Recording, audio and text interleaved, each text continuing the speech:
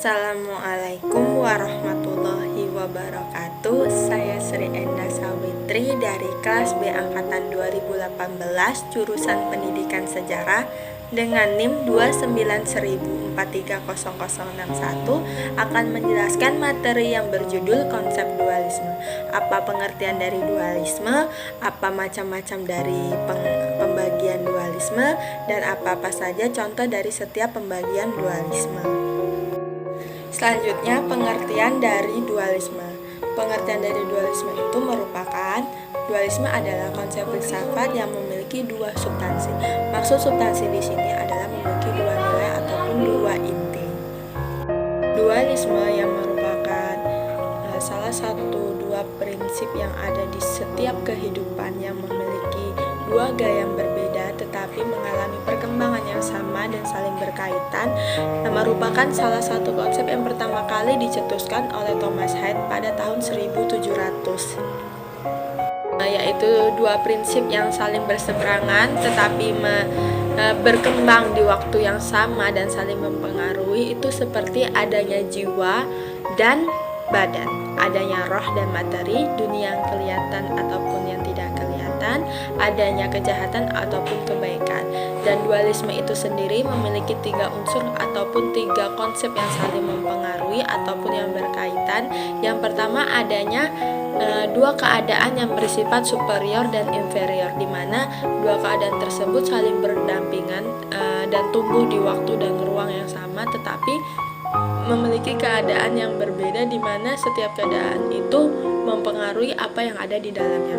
Dan yang kedua itu hidup berdampingan dengan dua keadaan yang berbeda yang terlampau jauh perbedaan, seperti adanya sifat kronis ataupun sifat tradisional, atau adanya kehidupan modern ataupun kehidupan tradisional. Yang ketiga, derajat superioritas dan derajat inferioritas, di mana tetap menentukan kehidupan yang ada di sebuah kehidupan.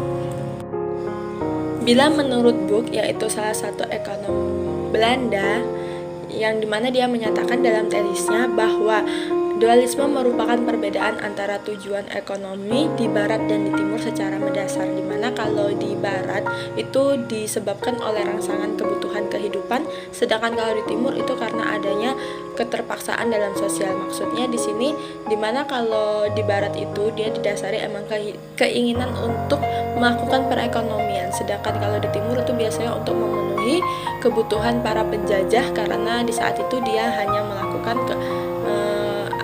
pekerjaan yang dapat memenuhi kehidupan dari seorang penjajah itu sendiri, sehingga tanpa mereka sadari mereka belum memenuhi kebutuhan sosial secara tajam. Book sendiri mengkritik apa yang terjadi di kaum ataupun di tanah-tanah Pak jajahan. Khususnya Book mengkritik kebijakan-kebijakan ekonomi yang dilakukan oleh penjajah yang dilakukan di tanah Jawa, karena banyak kali menyebabkan kerugian-kerugian yang menyebabkan kehidupan yang ada di tanah Jawa sangat memprihatinkan. Dualisme sendiri itu terbagi menjadi 5 yang biasanya kita ketahui atau kita pelajari. Yang pertama merupakan dualisme sosial, yang kedua adalah dualisme teknologi, yang ketiga adalah dualisme finansial, dan yang keempat adalah dualisme regional, dan yang kelima adalah dualisme ekonomi. Jadi setelah ini kita akan mempelajari kelima dualisme yang ada yang biasanya dipelajari oleh teman-teman lain di jurusan sejarah. Selanjutnya saya akan menjelaskan apa itu dualisme sosial. Dualisme sosial yang perlu kalian ketahui adalah merupakan pertama kali konsep dualisme.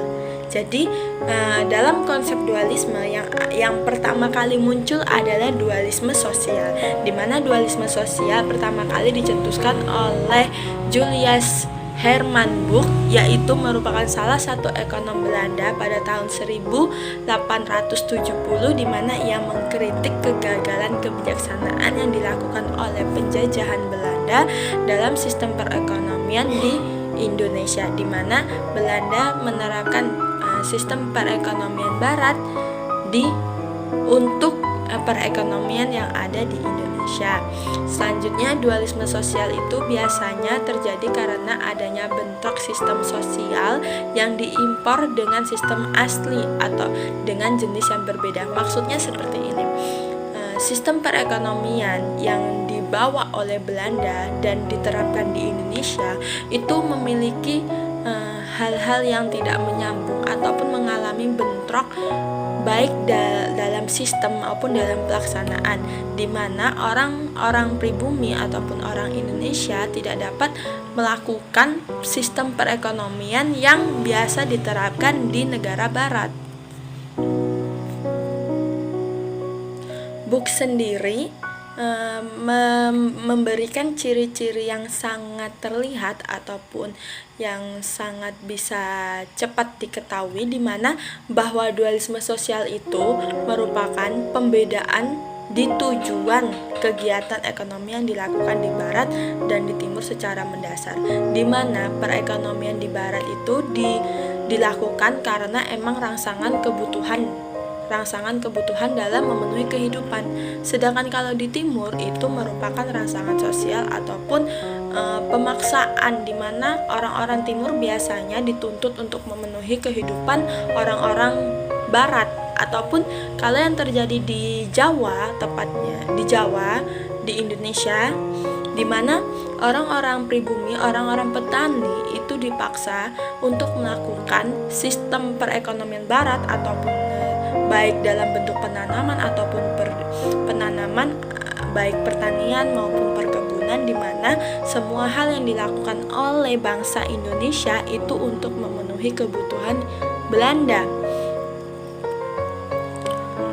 Orang-orang Indonesia yang bekerja di pertanian ataupun di perkebunan yang dituntut oleh bangsa Belanda itu untuk mereka bekerja untuk memenuhi kebutuhan bangsa Belanda. Sedangkan bangsa Belanda sendiri mereka hanya hidup untuk bersenang-senang saja. Apabila kebutuhan pokoknya sudah terpenuhi oleh orang-orang pribumi ataupun orang Indonesia, dia tidak perlu mencari dengan susah payah lagi karena kebutuhannya sudah terpenuhi, dan mereka hanya melakukan bersenang-senang saja. Tetapi tidak dengan bangsa pribumi yang harus bekerja untuk Belanda, sampai-sampai mereka itu lupa untuk memenuhi kebutuhan mereka sendiri, sehingga terjadi banyak ketimpangan ekonomi ataupun ketidakseimbangan ekonomi, di mana bangsa Indonesia sendiri tidak dapat memenuhi kebutuhannya. Dualisme sosial yang diutarakan oleh Book mengalami kritikan atau mendapat kritikan dari Benjamin Higgins.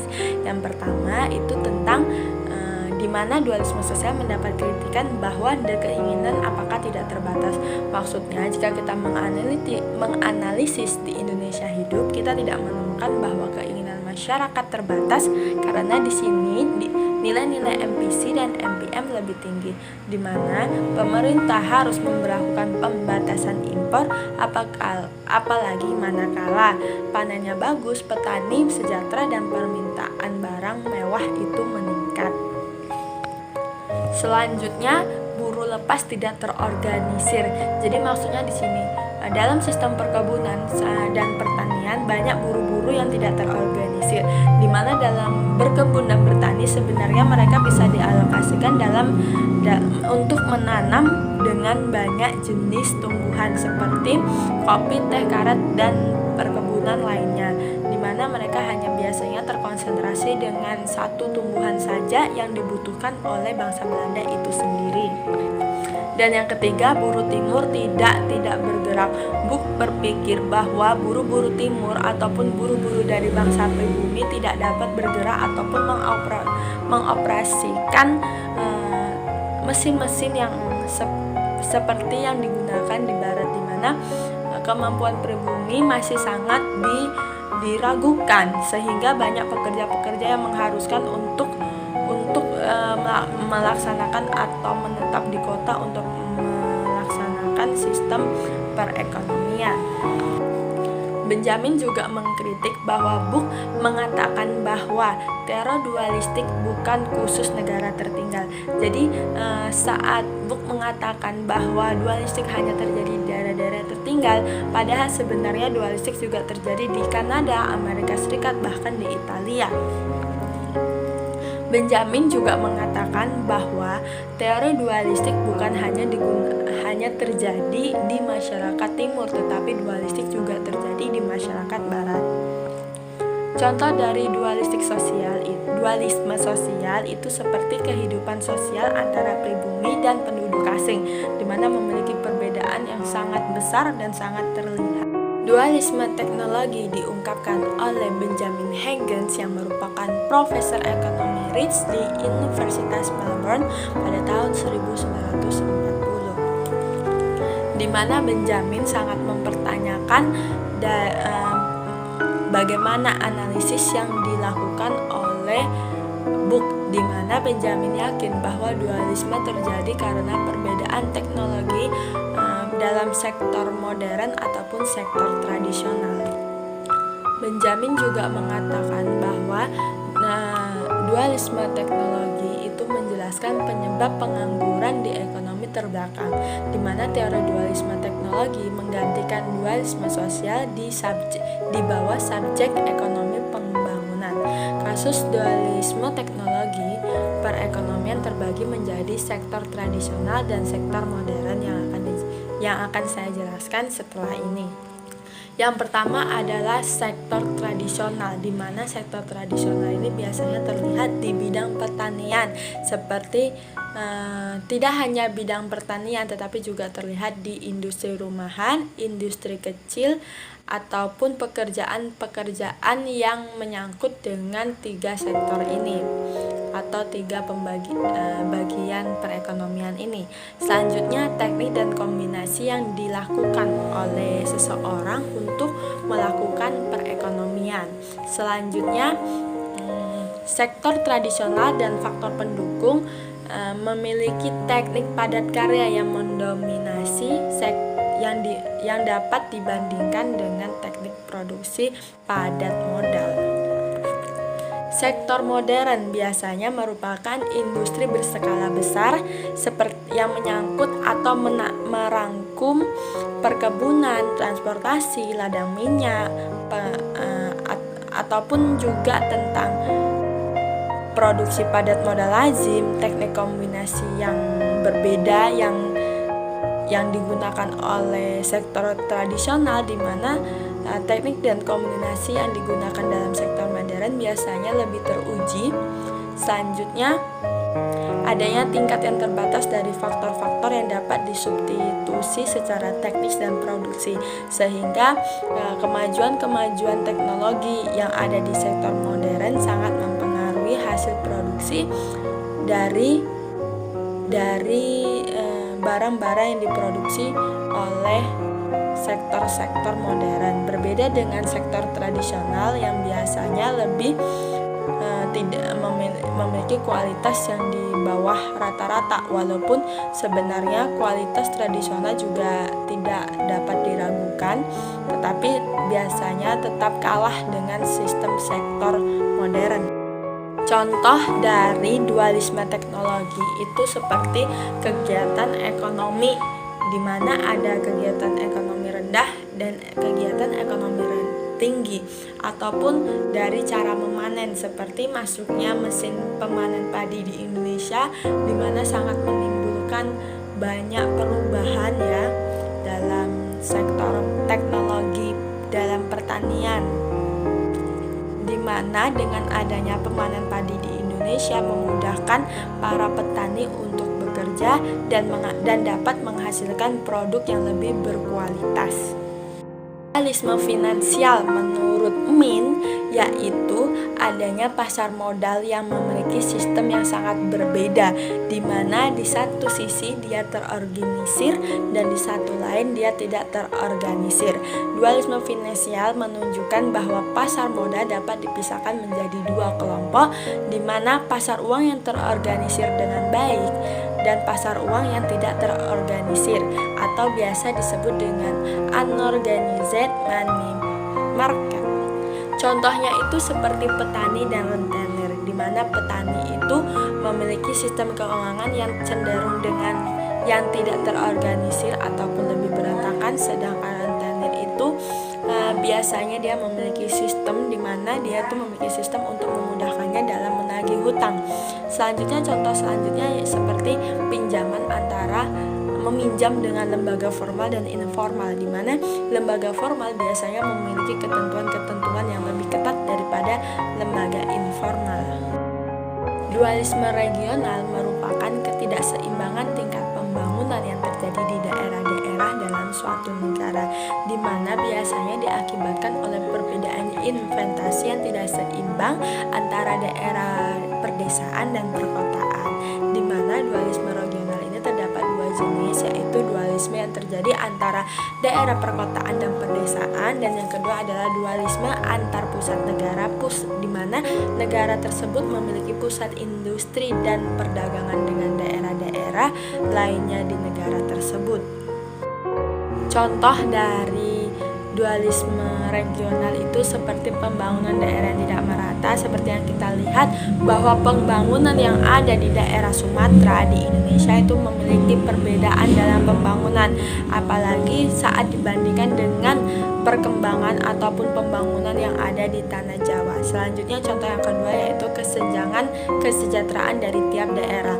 Di saat pembangunan itu tidak merata ataupun mengalami perbedaan, pasti akan mempengaruhi kesejahteraan yang ada di setiap daerah. Coba kita lihat seperti pembangunan, sekarang pembangunan dilakukan oleh Pak Jokowi di Papua, seperti pembangunan tol, itu sangat mempengaruhi kehidupan yang ada di Papua itu sendiri. Contohnya apa?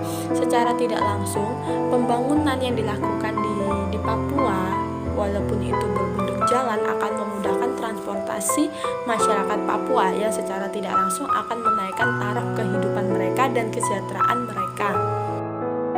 Dualisme ekonomi merupakan salah satu faktor penghambat utama yang mempengaruhi pembangunan ekonomi, di mana dualisme ekonomi menggambarkan adanya perbedaan antara bangsa-bangsa kaya dan bangsa-bangsa miskin. Di saat kita dapat menghilangkan dualisme perekonomian antara masyarakat kota ataupun masyarakat desa, baik itu dengan masyarakat miskin ataupun masyarakat kaya, akan memudahkan atau memperlancar atau mempermudah dalam mengatasi kemiskinan yang ada di daerah tersebut. Memahami dualisme ekonomi, kita akan mengetahui 4 karakteristik yang sangat pokok seperti yang dikatakan oleh Lincoln Arshad pada tahun 2010, di mana 4 karakteristik tersebut yang pertama adalah 2 keadaan yang berbeda, seperti keadaan modern ataupun keadaan tradisional, di mana saat di zaman modern ataupun di keadaan modern kita dituntut untuk menggunakan hal-hal yang berbau modern, dan otomatis kita akan meninggalkan kebiasaan-kebiasaan yang dilakukan di zaman tradisional. Seperti contohnya di zaman dahulu kita biasanya bertukar ataupun melakukan pembayaran itu dengan bertukar masing-masing barang. Di masa kini sekarang kita harus menggunakan uang, dan di zaman modern ataupun di zaman modern kita lebih banyak menggunakan uang digital seperti ada saldo di GoPay, ShopeePay ataupun yang lainnya. Itu adalah salah satu bentuk dualisme ekonomi. Selanjutnya, sifat perbedaan yang kronis. Contohnya itu seperti kayak kemakmuran dan kemiskinan, di mana kemakmuran dan kemiskinan memiliki derajat ataupun tempat yang sangat berbeda dan dari sudut pandang manapun, di mana yang kemakmuran cenderung dengan berkecukupan, dengan mewah ataupun selalu ada, sedangkan kemiskinan seringkali dikaitkan dengan kekurangan ataupun bahkan ketidaknyamanan. Selanjutnya, keadaan superioritas dan inferioritas. Di sini bisa dilihat contohnya itu seperti perbedaan dalam produktivitas yang dilakukan oleh masyarakat maju dan masyarakat berkembang. Contohnya seperti apa? Masyarakat maju biasanya dia akan memproduksi hal-hal yang besar seperti adanya pesawat tempur ataupun kendaraan-kendaraan yang besar, sedangkan negara berkembang hanya mampu untuk memproduksi bahan-bahannya saja tanpa bisa mengolahnya untuk menjadi suatu bahan yang lebih berharga. Seperti itu.